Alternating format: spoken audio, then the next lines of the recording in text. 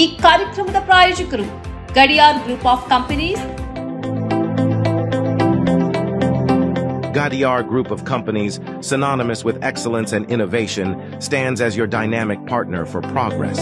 Gadiar Group ensures safety as guardians in firefighting and builds vibrant communities in real estate. Building tomorrow, today.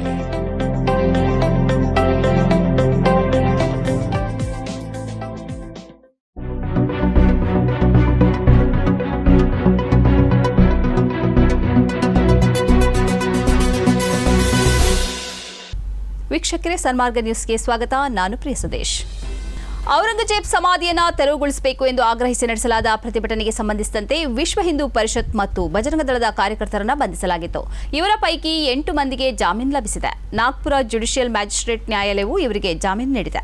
ಈ ಮೊದಲು minority democratic ಪಾರ್ಟಿಯ ಮುಖಂಡ ನಾಗ್ಪುರ್ ಸಂಘರ್ಷಕ್ಕೆ ಸಂಬಂಧಿಸಿದಂತೆ ಬಂಧನಕ್ಕೆ ಒಳಗಾಗಿದ್ದರು.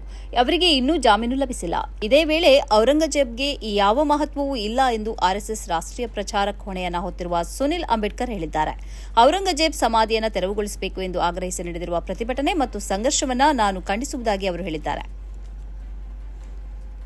ನಾಗ್ಪುರದಲ್ಲಿ ಘರ್ಷಣೆ ಉಂಟಾದ ಬಳಿಕ ಬಂಧನಕ್ಕೀಡಾದವರಲ್ಲಿ 51 ಮಂದಿ ಕೂಡ ಮುಸ್ಲಿಮರಾಗಿದ್ದಾರೆ. ಪೊಲೀಸರು ಏಕಪಕ್ಷೀಯವಾಗಿ ಎಫ್ಐಆರ್ ದಾಖಲಿಸಿದ್ದಾರೆ ಮತ್ತು ಒಂದು ನಿರ್ದಿಷ್ಟ ಸಮುದಾಯವನ್ನಷ್ಟೇ ಗುರಿ ಮಾಡಿದ್ದಾರೆ ಎಂಬ ಆರೋಪ ಕೇಳಿಬಂದಿದ್ದು ತೀವ್ರ ಪ್ರತಿರೋಧ ವ್ಯಕ್ತವಾಗಿದೆ. 2 ಗುಂಪುಗಳು ಪರಸ್ಪರ ಘರ್ಷಣೆಯಲ್ಲಿ ತೊಡಗಿದ ಹೊರತಾಗಿಯೂ ಕೇವಲ ಮುಸ್ಲಿಮರನ್ನ ಮಾತ್ರ ಪೊಲೀಸರು ಗುರಿ ಮಾಡಿದ್ದಾರೆ ಎಂದು ಹೇಳಲಾಗಿದೆ. ನಾಗ್ಪುರದ ಸೆಂಟ್ರಲ್ ಮಹಲ್ ಪ್ರದೇಶದಲ್ಲಿ 2 ಸಮುದಾಯಗಳಿಗೆ ಸೇರಿದ ಜನರು ಘರ್ಷಣೆಗೆ ಇಳಿದಿದ್ದರು. ಇದರ ಬಳಿಕ ಪೊಲೀಸರು 51 ಮಂದಿಯ ಮೇಲೆ ಎಫ್ಐಆರ್ ದಾಖಲಿಸಿದ್ದರು. ಆದರೆ ಈ 51 ಮಂದಿಯೂ ಮುಸ್ಲಿಮರೇ ಆಗಿದ್ದಾರೆ. ಅಲ್ಲದೆ ಕಂಡರೆ ಗೊತ್ತಾಗಬಹುದಾದ 600 ಮಂದಿಯ ಮೇಲೆಯೂ ಪ್ರಕರಣ ದಾಖಲಿಸಿದ್ದಾರೆ. 2 ಗುಂಪುಗಳ ನಡುವೆ ಸಂಘರ್ಷ ಉಂಟಾಗಿದೆ ಎಂದು ಪೊಲೀಸರೇ ಹೇಳಿದ್ದಾರೆ. ಆದರೆ ಎಫ್ಐಆರ್ ದಾಖಲಿಸಿದ್ದು ಕೇವಲ ಮುಸ್ಲಿಮರ ವಿರುದ್ಧ ಮಾತ್ರ. ಈ ಏಕಪಕ್ಷೀಯ ನಿಲುವು ಈ ಪ್ರದೇಶದಲ್ಲಿ ಪ್ರತಿಭಟನೆಗೆ ಕಾರಣವಾಗಿದೆ. ಪೊಲೀಸರು ತಾರತಮ್ಯದಿಂದ ನಡೆದುಕೊಂಡಿದ್ದಾರೆ ಎಂದು ಪ್ರತಿಭಟನಾಕಾರರು ದೂರಿದ್ದಾರೆ.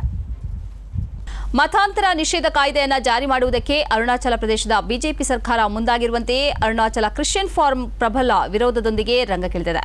ಅರುಣಾಚಲ ಪ್ರದೇಶವನ್ನು ಕ್ರೈಸ್ತ ರಾಜ್ಯವಾಗಿ ಮಾರ್ಪಡಿಸುವುದಾಗಿ ಅದು ಬೆದರಿಕೆ ಹಾಕಿದೆ. ಅರುಣಾಚಲ ಪ್ರದೇಶವನ್ನು ಕ್ರೈಸ್ತ ರಾಜ್ಯವಾಗಿ ಮಾರ್ಪಡಿಸುತ್ತೇವೆ ಎಂದು ಪ್ರತಿಜ್ಞೆ ಮಾಡುತ್ತಿರುವ ವಿಡಿಯೋ ಸೋಷಿಯಲ್ ಮೀಡಿಯಾದಲ್ಲಿ ವೈರಲ್ ಆಗಿದೆ. ಅರುಣಾಚಲದಿಂದ ಅಸ್ಸಾಂವರೆಗಿನ ಇಡೀ ಪ್ರದೇಶ ನಮ್ಮ ಪೂರ್ವಜರ ಊರಾಗಿದೆ. ತವಾಂಗ್ನಿಂದ ಲಾಂಡಿಂಗ್ವರೆಗೆ ಮತ್ತು ಮೆಸುಕ್ನಿಂದ ಇಟಾನಗರದವರೆಗೆ ನಮ್ಮ ಪೂರ್ವಜರ ಊರಾಗಿದೆ. ಅರುಣಾಚಲ ಪ್ರದೇಶವು ಯೇಸುವಿನದ್ದಾಗಿದೆ ಎಂದು ದೇವನಾದ ಯೇಸುವಿನ ಹೆಸರಲ್ಲಿ ನಾವು ಘೋಷಿಸುತ್ತೇವೆ ಎಂದು ಅರುಣಾಚಲ ಪ್ರದೇಶದ ಕ್ರೈಸ್ತ ಸಂಘವು ಪ್ರತಿಜ್ಞೆ ಮಾಡಿದೆ. ಇದರ ಬೆನ್ನಿಗೆ ಆರ್ಎಸ್ಎಸ್ ರಂಗಕ್ಕಿಳಿದಿದೆ. ಈ ಕುರಿತಂತೆ ಮುಖವಾಣಿ ಪತ್ರಿಕೆ ಆರ್ಗನೈಸರ್ ಆಘಾತ ವ್ಯಕ್ತಪಡಿಸಿದೆ. ಅರುಣಾಚಲ ಪ್ರದೇಶದಲ್ಲಿ ಕ್ರೈಸ್ತರ ಜನಸಂಖ್ಯೆ ಹೆಚ್ಚಾಗುತ್ತಿದೆ. ರಾಜ್ಯದಲ್ಲಿ 1971ರಲ್ಲಿ 0.79% ಇದ್ದ ಕ್ರೈಸ್ತರ ಜನಸಂಖ್ಯೆ 40 ವರ್ಷಗಳಲ್ಲಿ 30.26% ಕ್ರೈಸ್ತರ ಜನಸಂಖ್ಯೆ ಏರಿದೆ. ಕೊರೋನಾದ ಕಾರಣದಿಂದ 2021ರಲ್ಲಿ ಜನಗಣತಿ ನಡೆದಿಲ್ಲ. ಆದರೆ ಈಗ ಕ್ರೈಸ್ತರ ಜನಸಂಖ್ಯೆ 40%ಕ್ಕಿಂತಲೂ ಅಧಿಕ ಇದೆ ಎಂದು ಆರ್ಗನೈಸರ್ ಬರೆದಿದೆ. ಅಲ್ಪಸಂಖ್ಯಾತ ವಿದ್ಯಾರ್ಥಿಗಳಿಗಿರುವ ಸ್ಕಾಲರ್ಶಿಪ್ನಲ್ಲಿ ಕೇಂದ್ರ ಸರ್ಕಾರ ಭಾರೀ ಕಡಿತ ಮಾಡಿದೆ. 5 ವರ್ಷಗಳಲ್ಲಿ 3,000 ಕೋಟಿ ರೂಪಾಯಿಯನ್ನು ಕೇಂದ್ರ ಸರ್ಕಾರ ಕಡಿತ ಮಾಡಿದೆ. ಲೋಕಸಭೆಯಲ್ಲಿ ಸಂಸದ ಸುರೇಶ್ ಅವರ ಪ್ರಶ್ನೆಗೆ ಅಲ್ಪಸಂಖ್ಯಾತ ಸಚಿವ ಕಿರಣ್ ರಿಜಿಜು ಈ ಉತ್ತರ ನೀಡಿದ್ದಾರೆ. 1ನೇ ತರಗತಿಯಿಂದ 8ನೇ ತರಗತಿವರೆಗಿನ ವಿದ್ಯಾರ್ಥಿಗಳಿಗೆ ಇರುವ ಫ್ರೀ ಮೆಟ್ರಿಕ್ ಸ್ಕಾಲರ್ಶಿಪ್ ಅನ್ನು ಕೂಡ ಕೇಂದ್ರ ಸರ್ಕಾರ ಹಿಂಪಡೆದಿದೆ. ಹಾಗೆಯೇ ಮೌಲಾನಾ ಆಜಾದ್ ನ್ಯಾಷನಲ್ ಫೆಲೋಶಿಪ್ ಅನ್ನು ಕೂಡ ಕೇಂದ್ರ ಸರ್ಕಾರ ಸ್ಥಗಿತಗೊಳಿಸಿದೆ. ಪಡೋ ಪರದೇಶ್ ಬಡ್ಡಿ ರಹಿತ ಸ್ಕೀಮ್ ಅನ್ನು ಕೂಡ ಸರ್ಕಾರ ಸ್ಥಗಿತಗೊಳಿಸಿದೆ ಎಂದು ಕಿರಣ್ ರಿಜಿಜು ಹೇಳಿದ್ದಾರೆ. ನಾನಾ ಇಲಾಖೆಗಳಲ್ಲಿ 2 ಕೋಟಿ ರೂಪಾಯಿವರೆಗಿನ ಗುತ್ತಿಗೆಗಳಲ್ಲಿ ಮುಸ್ಲಿಮರಿಗೆ 4% ಮೀಸಲು ಕಲ್ಪಿಸುವ ಸರ್ಕಾರದ ನಿಲುವಿನ ವಿರುದ್ಧ ಬಿಜೆಪಿ ಸದನದ ಒಳಗೆ ಮತ್ತು ಹೊರಗೆ ಹೋರಾಟ ನಡೆಸುವ ಜೊತೆಗೆ ಹೈಕೋರ್ಟ್ನಲ್ಲೂ ಪ್ರಶ್ನಿಸಲಿದೆ ಎಂದು ಬಿಜೆಪಿ ರಾಜ್ಯಾಧ್ಯಕ್ಷ ಬಿವೈ ವಿಜಯೇಂದ್ರ ಹೇಳಿದ್ದಾರೆ. ಅಲ್ಪಸಂಖ್ಯಾತರಿಗೆ ಉತ್ತಮ ಶಿಕ್ಷಣ ನೀಡಿ ಅವರನ್ನು ಆರ್ಥಿಕವಾಗಿ ಸಶಕ್ತರನ್ನಾಗಿಸುವ ಇಚ್ಛಾಶಕ್ತಿ ಕಾಂಗ್ರೆಸ್ಗೆ ಇರಲಿಲ್ಲ. ಬಿಜೆಪಿಯನ್ನ ಅಲ್ಪಸಂಖ್ಯಾತ ವಿರೋಧಿ ಎಂದು ಬಿಂಬಿಸಲು ಸಿದ್ದರಾಮಯ್ಯ ಅವರು ಹೊರಟಿದ್ದಾರೆ. ಬಿಜೆಪಿ ಮುಸ್ಲಿಮರ ವಿರೋಧಿಯಲ್ಲ.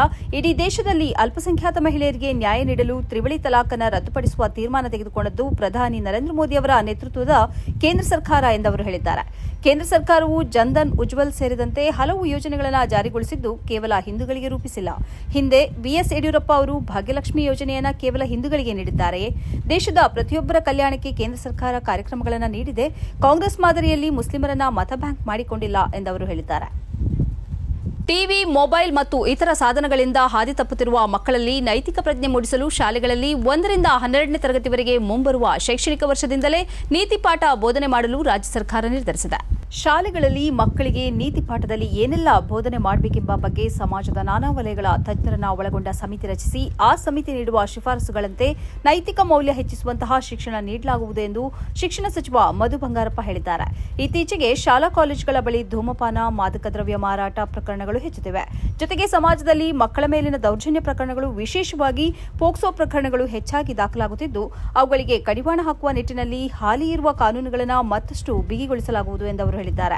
ಡೊನಾಲ್ಡ್ ಟ್ರಂಪ್ ಅವರ ನಿಲುವುಗಳನ್ನು ಪ್ರಶ್ನಿಸಿದ್ದ ಫ್ರೆಂಚ್ ತಜ್ಞರಿಗೆ ಅಮೆರಿಕ ಪ್ರವೇಶಕ್ಕೆ ನಿಷೇಧ ಹೇರಲಾಗಿದೆ. ಮಾರ್ಚ್ 9ರಂದು ಅಮೆರಿಕದಲ್ಲಿ ನಡೆಯಲಿರುವ ಕಾನ್ಫರೆನ್ಸ್ನಲ್ಲಿ ಭಾಗಿಯಾಗುವುದಕ್ಕಾಗಿ ಇವರು ಅಮೆರಿಕಕ್ಕೆ ಬಂದಿದ್ದರು. ಇವರ ಮೊಬೈಲ್ ಅನ್ನು ಪರಿಶೀಲಿಸಿದಾಗ ಟ್ರಂಪ್ ನೀತಿಯನ್ನು ಪ್ರಶ್ನಿಸಿ ತನ್ನ ಗೆಳೆಯರಿಗೆ ಇವರು ಸಂದೇಶ ರವಾನಿಸಿರುವುದು ಪತ್ತೆಯಾಗಿದೆ. ಟ್ರಂಪ್ ಅವರ ಸಂಶೋಧನಾ ನೀತಿಯನ್ನು ಇವರು ವಿಮರ್ಶಿಸಿದ್ದರು. ಘಟನೆಯನ್ನ ಫ್ರಾನ್ಸ್ ಸರ್ಕಾರ ತೀವ್ರವಾಗಿ ಖಂಡಿಸಿದೆ. French national centre for scientific ರಿಸರ್ಚ್ನ ಭಾಗವಾಗಿ ಬಾಹ್ಯಾಕಾಶ ಸಂಶೋಧನೆಯ ನಿಮಿತ್ತ ಅವರು ಅಮೆರಿಕಕ್ಕೆ ಹೋಗಿದ್ದರು. ಪರಿಶೀಲನೆಯ ಮಧ್ಯೆ ಅಧಿಕಾರಿಗಳು ಇವರ ಕಂಪ್ಯೂಟರ್ ಮತ್ತು ಮೊಬೈಲ್ ಫೋನ್ ಅನ್ನು ಪರಿಶೀಲಿಸಿದ್ದು ಅತ್ಯಂತ ಕೆಟ್ಟದಾಗಿ ಅವರೊಂದಿಗೆ ವರ್ತಿಸಿದ್ದಾರೆ. ಗುಪ್ತಚರ ಸಂಸ್ಥೆಯಾದ ಎಫ್ಬಿಐ ಅವರ ಬಗ್ಗೆ ಪರಿಶೀಲನೆ ನಡೆಸುತ್ತಿರುವುದಾಗಿ ಆ ಬಳಿಕ ತಿಳಿಸಲಾಗಿದೆ. ಆ ಬಳಿಕ ಅವರನ್ನು ಗಡೀಪಾರು ಮಾಡಲಾಗಿದೆ. ಇದು ಅತ್ಯಂತ ಖಂಡನೀಯ ಎಂದು ಫ್ರೆಂಚ್ ಸರ್ಕಾರ ಹೇಳಿದೆ. ಸಂಶೋಧನೆಗೆ ಸಂಬಂಧಿಸಿ ಟ್ರಂಪ್ ನಿಲುವನ್ನ ತನ್ನ ಗೆಳೆಯರ ಜೊತೆ ಈ ಸಂಶೋಧಕರು ವಿಮರ್ಶಿಸಿರುವುದು ಮೊಬೈಲ್ ಫೋನ್ನಲ್ಲಿ ದಾಖಲಾಗಿದ್ದು, ಅದನ್ನ ಪರಿಗಣಿಸಿ ಅವರನ್ನ ಗಡೀಪಾರು ಮಾಡಲಾಗಿದೆ ಎಂದು ತಿಳಿದುಬಂದಿದೆ. ರಂಜಾನ್ ತಿಂಗಳು ಕೊನೆಯ ಹಂತಕ್ಕೆ ಪ್ರವೇಶಿಸುತ್ತಿರುವಂತೆಯೇ ವಿಶೇಷ ರಾತ್ರಿಯನ್ನು ನಿರೀಕ್ಷಿಸುತ್ತಾ ಜಾಗರಣೆ ನಡೆಸುವುದಕ್ಕೆ ವಿಶ್ವಾಸಿಗಳು ಸಜ್ಜಾಗಿದ್ದಾರೆ. ಕೊನೆಯ 10ರಲ್ಲಿ ಮಸ್ಜಿದುಲ್ ಹರಾಮ್ ಮತ್ತು ಮಸ್ಜಿದ್ ನಬವಿಯಲ್ಲಿ ವಿಶೇಷ ರಾತ್ರಿ ನಮಾಜ್ಗಳು ನಡೆಯುತ್ತವೆ. ಇದಕ್ಕಾಗಿ ವಿಶ್ವಾಸಿಗಳನ್ನು ಸ್ವೀಕರಿಸುವುದಕ್ಕೆ 2 ಹರಾಮ್ಗಳು ಸಿದ್ಧವಾಗಿವೆ. ಪ್ರವಾದಿ ಮುಹಮ್ಮದರಿಗೆ ಕುರಾನ್ ಅವತೀರ್ಣಗೊಂಡ ರಾತ್ರಿ ಲೈಲತುಲ್ ಕದ್ರ್ ಎಂದು ಹೇಳಲಾಗಿದೆ. ರಂಜಾನ್ನ ಕೊನೆಯ 10 ದಿನಗಳಲ್ಲಿ ಬೆಸ ದಿನದಂದು ಈ ಲೈಲತುಲ್ ಕದ್ರ್ ಬರುತ್ತದೆ. ಅಂದರೆ 21, 23, 25, 27ರ ಯಾವುದಾದರೂ ಒಂದು ದಿನ ಪವಿತ್ರ ಕುರಾನ್ ಅವತೀರ್ಣವಾಗಿದೆ ಎಂಬುದು ಮುಸ್ಲಿಮರ ನಂಬಿಕೆ.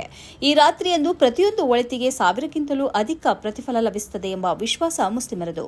ಇದನ್ನು ನಿರೀಕ್ಷಿಸಿ ಮುಸ್ಲಿಮರು ಈ ರಾತ್ರಿಗಳಂದು ವಿಶೇಷ ಪ್ರಾರ್ಥನೆ ನಡೆಸುತ್ತಾರೆ. ಪುಣ್ಯವನ್ನ ನಿರೀಕ್ಷಿಸಿ ಈ ರಾತ್ರಿಗಳಂದು ಮುಸ್ಲಿಮರು ಮಕ್ಕಾದ ಮಸ್ಜಿದುಲ್ ಹರಾಮ್ ಮತ್ತು ಮದೀನಾದ ಮಸ್ಜಿದ್ ನಬವಿಗೆ ಧಾವಿಸುತ್ತಾರೆ. ಆದ್ದರಿಂದ ಇದಕ್ಕೆ ಬೇಕಾದ ಸೌಲಭ್ಯವನ್ನು ಒದಗಿಸುವ ಎಲ್ಲಾ ಸಿದ್ಧತೆಗಳು ಮುಗಿದಿವೆ ಎಂದು ತಿಳಿದುಬಂದಿದೆ. ಸೌದಿಯ ಪ್ರಮುಖ ವಿದ್ವಾಂಸರ ನೇತೃತ್ವದಲ್ಲಿ ನಡೆಯುವ ದೀರ್ಘ ರಾತ್ರಿ ನಮಾಜ್ಗೆ ಲಕ್ಷಾಂತರ ಮಂದಿ ಸೇರುತ್ತಾರೆ. ದೇವನಲ್ಲಿ ಪ್ರಾರ್ಥಿಸುತ್ತಾ ಕೆಡುಕಿನಿಂದ ಮುಕ್ತವಾಗುವ ಪ್ರತಿಜ್ಞೆ ಮಾಡುತ್ತಾ ಮುಸ್ಲಿಮರು ಈ ರಾತ್ರಿಯನ್ನು ಕಳೆಯುತ್ತಾರೆ.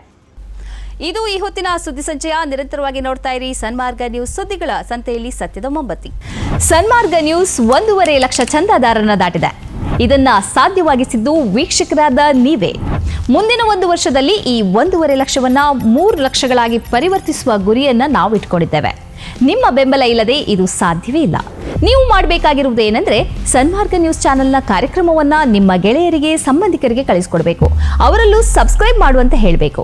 ನಿಮ್ಮ ಮನೆಯವರಲ್ಲೂ ಹೇಳಬೇಕು. ಸುದ್ದಿಗಳ ಸಂತೆಯಿಂದ ಸತ್ಯದ ಸುದ್ದಿಯನ್ನ ಹೆಕ್ಕಿಕೊಡುವ ನಮ್ಮ ಪ್ರಯತ್ನ ಮುಂದುವರಿಯಬೇಕಾದ್ರೆ ನೀವು ಇಷ್ಟನ್ನಾದರೂ ಮಾಡಲೇಬೇಕು. ಜೊತೆಗೆ ಪಕ್ಕದಲ್ಲಿರುವ QR ಕೋಡ್ ಅನ್ನು ಬಳಸಿ ನಮಗೆ ಆರ್ಥಿಕವಾಗಿ ಶಕ್ತಿ ತುಂಬಬೇಕು.